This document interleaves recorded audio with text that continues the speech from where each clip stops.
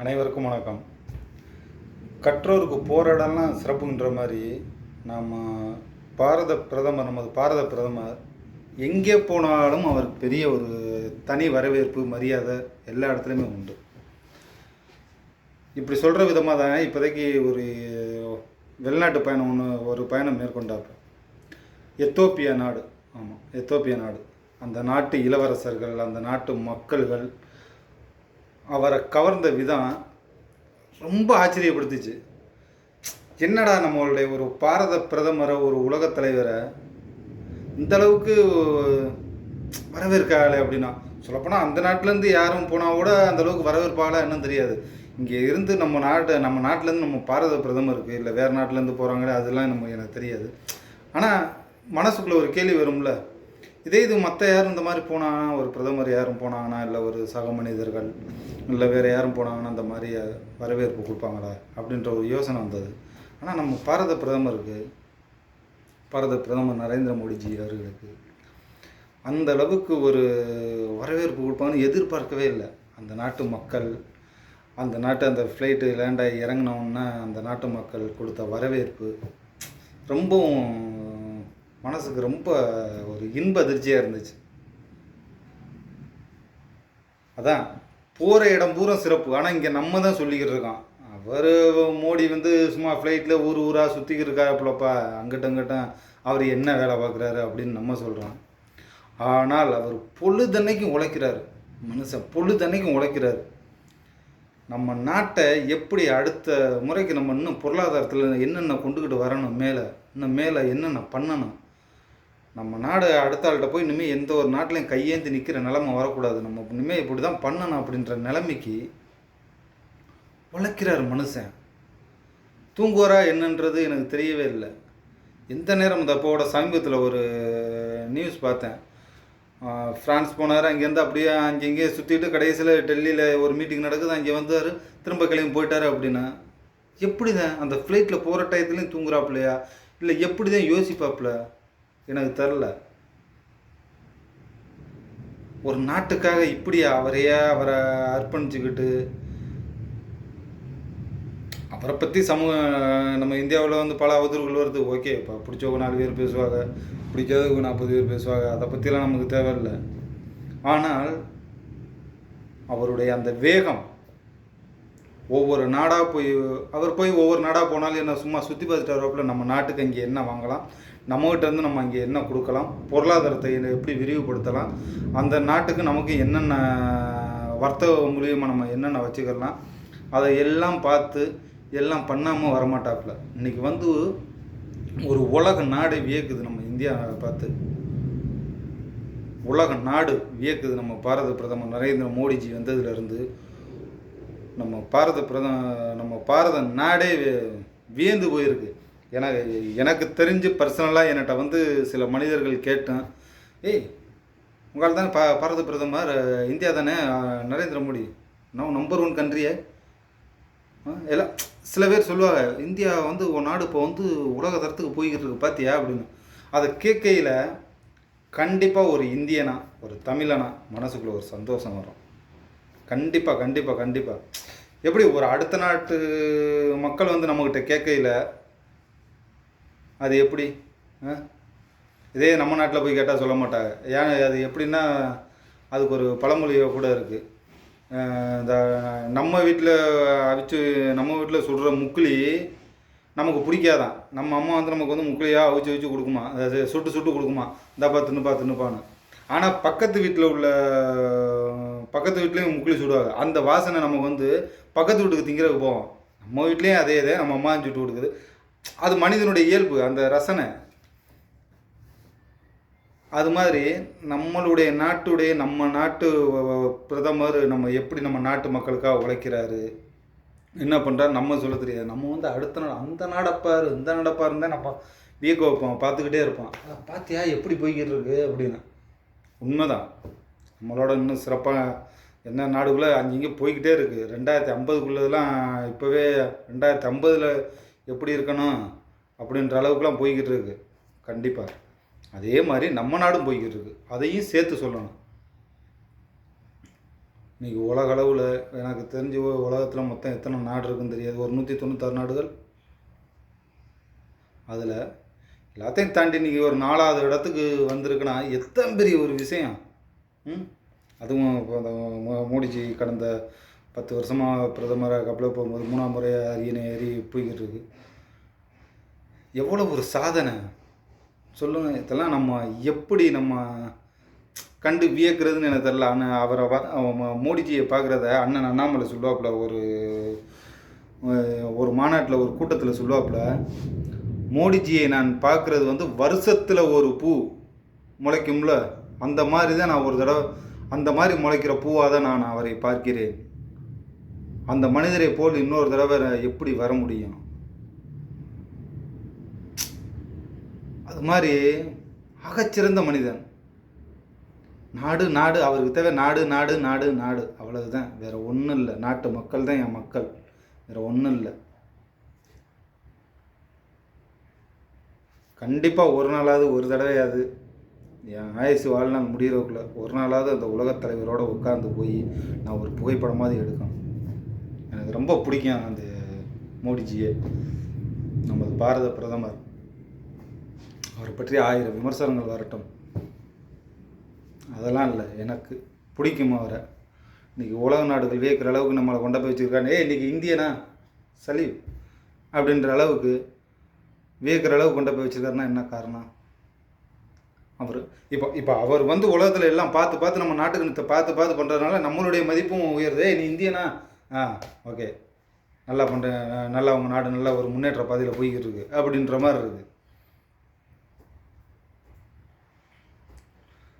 நம்ம இந்தியாவில் எத்தனை திட்டங்கள் அவர் கொடுத்துருக்காரு.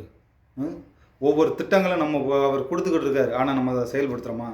நம்ம அந்த ஓகே, அந்த திட்டத்தில் என்னென்ன விஷயங்கள் இருக்குது, நம்ம அந்த இதில் நம்ம வந்து சிறுதொழில் செய்கிறதுக்கெலாம் லோனு கொடுக்குறாப்புல, எல்லா விஷயங்களும் ஒவ்வொரு விஷயம். இப்போ வந்து எனக்கு தெரிஞ்சு 100 நாள் வேலை திட்டம் போய்கிட்டு இருக்குது. அது என்னமோ அதிகமாக ஆக்குற மாதிரி ஒரு பேச்சுகள் போய்கிட்டு இருக்குது. அது என்னன்றது தெரில. கண்டிப்பாக அது நடந்தாலும் கண்டிப்பாக நல்லது தான். ஆமாம், மக்களுக்கு, ஏழை எளிய மக்களுக்கு ரொம்ப நல்ல சந்தோஷமாக இருக்கும். விவசாயத்தையும் பார்த்துக்கலாம், விவசாயம் இல்லாத நேரம் போய் 100 நாள் வேலை திட்டையும் பார்த்துக்கலாம், அதுவும் ஒரு சந்தோஷம்தான். ஆமாம், நமது பாரத பிரதமர் நரேந்திர மோடிஜி நம்ம முன்னாடிலாம் நம்ம வந்து ட்ரெயின் இதெல்லாம் வந்து நமக்கு தேவையான பார்ட்ஸ்லாம் வெளிநாட்டிலேருந்து வாங்கியிருந்தோம். இப்போ வந்து மேட் இன் இண்டியானே நம்ம எல்லாம் இந்தியாவிலேருந்து நம்ம எல்லாம் பண்ணிக்கிட்டு இருக்கோம். எல்லாமே உருவாக்குறது எத்தனை வருஷத்துக்கு நம்ம அடுத்த நாட்டிலேயே நம்ம எதிர்பார்த்து நம்ம வாங்கிக்கிட்டு இருக்கிறோம். நம்மளும் உருவாக்குவோம். ட்ரெயின் வேணுமா மக்களுக்கு, ஓகே உருவாக்கு. எலக்ட்ரிக் பஸ் வேணுமா, உருவாக்கு. ஓகே, ஏர்போர்ட் வேணுமா, உருவாக்கு. எல்லா இடத்துலையும் உருவாக்கு. மக்களுக்கு எல்லாம் ஒரு எளிமையாக, ஒரு ஏழை எளிய மக்கள் ஃப்ளைட் அப்படி அண்ணாந்து பார்க்கக்கூடாது. இந்த தான் இருக்கா ஏர்போர்ட்டு பார்க்கணும், பாரு போ. உனக்கு விவசாயம் பண்ணுறதுக்கு என்ன பணம் வேணுமா, நான் தர்றேன். குறைந்தபட்ச லோனில் நான் உனக்கு தர்றேன். அதுக்கு பேர் ஒவ்வொரு திட்டங்களை நான் அறிவிக்கிறேன். அந்த திட்டத்து மூலியமாக நீங்கள் போய் செயல்படுத்தி எடுத்துக்கிறங்க. நம்ம நரேந்திர மோடிஜியோட சில ஆசைகள், அவருக்கு வந்து வீட்டுக்கு வீடு பாத்ரூம் இருக்கணும், அனைவருக்கும் வீடு இருக்கணும், நீர் வசதிகள் கண்டிப்பாக இருக்கணும். இதெல்லாம் அவர் வந்து செயல்படுத்திக்கிட்டு வர்றாரு. கண்டிப்பாக அது நல்லபடியாக எல்லா கிராமப்புறங்கள்லையும் போய் சென்றடையணும். இன்னும் சில கிராமத்துக்கெலாம் சென்றடையாமல் இருக்குது. சில ஊர்களெலாம் பைப் லைன் பதிச்சு வச்சுக்க, ஆனால் தண்ணி போகிறதில்ல. ஆனால் மக்கள் எல்லோரும் நினச்சிக்கிருக்கா சென்றடைஞ்சிருச்சுன்னா. முழுமையான தண்ணி பற்றாக்குறை எல்லாத்தையும் நம்ம பார்க்கணும். பார்த்தால் மட்டும்தான் நமக்கு கண்டிப்பாக முடியும். அதுவும் இன்னும் எத்தனையோ வருடத்திற்கு இன்னும் பாரத பிரதமர் நரேந்திர மோடி இருந்தால் இன்னும் சாத்தியமாகும் நான் நினைக்கிறேன். ஆட்சி மாற்றம் அது நமக்கு தெரியாது, அது நம்ம கையில் இல்லை. எனக்கு தெரிஞ்சு எனக்கு பிடிச்ச ஒரு தலைவனை நான் சொல்கிறேன். நான் இன்னும் எத்தனையோ வருடத்திற்கு வச்சா ரொம்ப நல்லா இருக்கும். நேற்று கூட ஒரு வெளியுறவுத்துறை அமைச்சர் ஜெய்சங்கர்கிட்ட கேட்டிருப்பாங்க, இன்னும் எத்தனை ஜெய்சங்கர் உருவாக காத்திருக்கிறார்கள் அப்படின்னு கேட்டாக்கா அவர் அழகாக ஒரு பதில் சொல்லியிருப்பாப்புல. நீங்கள் கேட்டது தவறு, நீங்கள் கேட்டது தவறு. இன்னும் நரேந்திர மோடி மாதிரி எத்தனை பேர் வேணும்னு கேளுங்க, என்னைய மாதிரி கேட்காதீங்க. நரேந்திர மோடி தான், அவர் போடுற கோட்டுக்கு பின்னாடி தான் நாங்கள் பின்னாடி நடக்கிறோம் அப்படின்னு சொல்கிறாப்புல.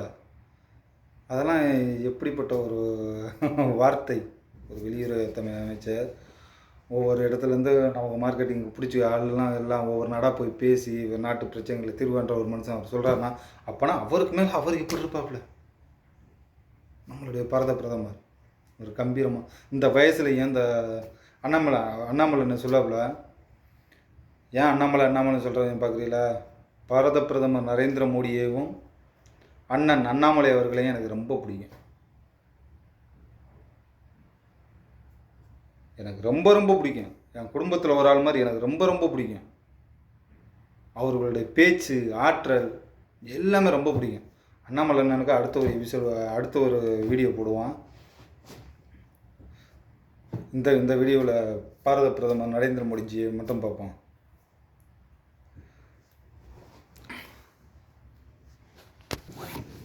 இன்னும் அடுத்தடுத்த ஆண்டுகள்லாம் போக போக அவர் என்னென்ன பண்ணுவார், என்னென்ன மக்களுக்கு இன்னும் கொண்டாந்து சேர்க்க போகிறாரு, இன்னும் நம்ம நாடை எப்படி வளர்ச்சி அடைஞ்சு எந்த மூலியமாக எப்படி கொண்டு போக வைக்க போகிறாரு, எல்லா இதையும் நினைக்கையிலேயே வியப்பாக இருக்குது. ஏன்னா நம்ம வந்து வெளிநாட்டில் நம்ம பார்க்குறோம், இப்படிலாம் இருக்காடா அந்தந்த நாட்டில் பரவாயில்லையே அப்படின்னு.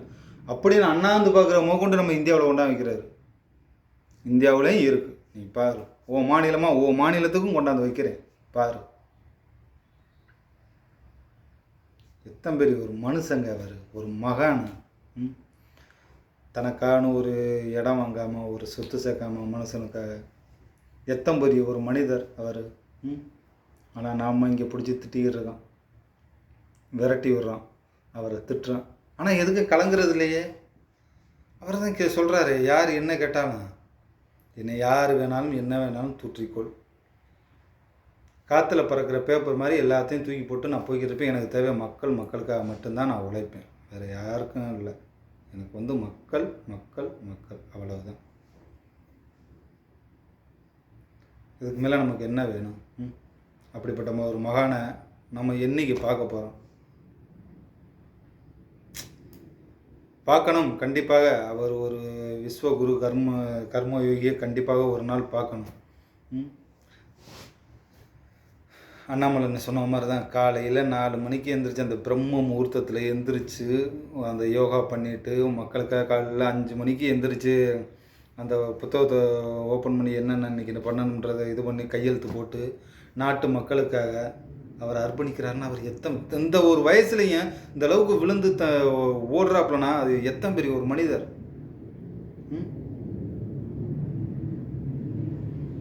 இவ்வளோ வயசுக்கு கிட்டத்தட்ட இப்போ ஒரு 75-76 வயசு ஆகுது. இந்த வயசுலையும் அவர் விழுந்து ஓடுறாப்புலனா, ஒவ்வொரு நாட்டுக்கு நம்ம நாட்டு மக்களுக்கு ஏதாவது ஒன்று பண்ணணும், பண்ணிக்கிட்டே நம்ம இருக்கிற வரைக்கும் பண்ணிக்கிட்டே இருக்கணும் அப்படின்ட்டு ஓடுறாப்புலனா,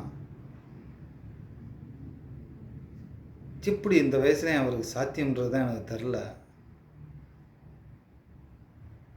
எல்லாம் உள்ள இறைவன் முருகன், என் அப்பன் முருகன் அவருக்கு கண்டிப்பாக நீண்ட ஆயுளை கொடுக்கணும். ஆமாம், உடம்புக்கு நல்ல சோத்தை கொடுக்கணும். அவருக்கு இதெல்லாம் கொடுத்தா மட்டும்தான் நம்ம நாட்டுக்கு இன்னும் முயற்சி செய்வார். நல்லா என்ன பண்ணலாம் உடம்புல ஆரோக்கியம் சுறுசுறுப்பு இருக்க அவருக்கு அந்த ஆற்றல் இருக்க மக்களுக்கும் ஆரோக்கியம் தான், சுறுசுறுப்பு தான். ஏன்னா நம்மளாலும் போய் அடுத்தடுத்து என்ன பண்ணலான்ற யோசிச்சுக்கிட்டே இருப்பார் மனுஷன், தூங்குறதே இல்லை. அடுத்தடுத்த நாடுகள், அன்னைக்கு ரஷ்ய அதிபர் ஜோ பைடன் வந்திருந்தா, இப்போ ஜோ பைடனோட நினச்சோன்னா முன்ன மாதிரி நம்ம இந்தியாவை இப்போ ஏமாத்திட முடியாது. இப்படி முன்ன மாதிரி நம்ம இப்போ இந்தியாவை ஏமாத்திட முடியாது. ஏன்னா இந்தியா இப்போ வந்து ரொம்ப வலிமை வாய்ந்த நாடாகி போச்சு. அதுவும் முக்கியமாக பாரத பிரதமர் நரேந்திர மோடிஜி, அவரை வந்து அவ்வளோ சீக்கிரம் நம்ம ஏமாற்ற முடியாது. அவர் எல்லா விஷயங்களையும் எல்லாத்தையும் மனசுக்குள்ளே உள்வாங்கிட்டு என்னன்னு நம்மளை வந்து கேள்வி மேலேயே கேள்வி வைப்பார். அவ்வளோ சீக்கிரம் நம்ம வந்து இந்தியாக்கிட்ட நம்ம எதுவுமே நெருங்க முடியாது, எந்த நாடுகளுமே. ஏனென்றால் அந்த நாடு அந்த அளவுக்கு ரொம்ப வலிமையாயிருச்சுன்னு அவர் வந்து நம்ம நாட்டை பெருமைப்படுத்திட்டு போகிறாரு. எவ்வளோ ஒரு மனசு சந்தோஷமாக இருக்கான் சொல்லுங்கள். அப்போனா என்னடா நம்ம நாடு இந்தியா இந்தியா இந்தியா. வாழ்க பாரதம். ஜெய்ஹிந்த்.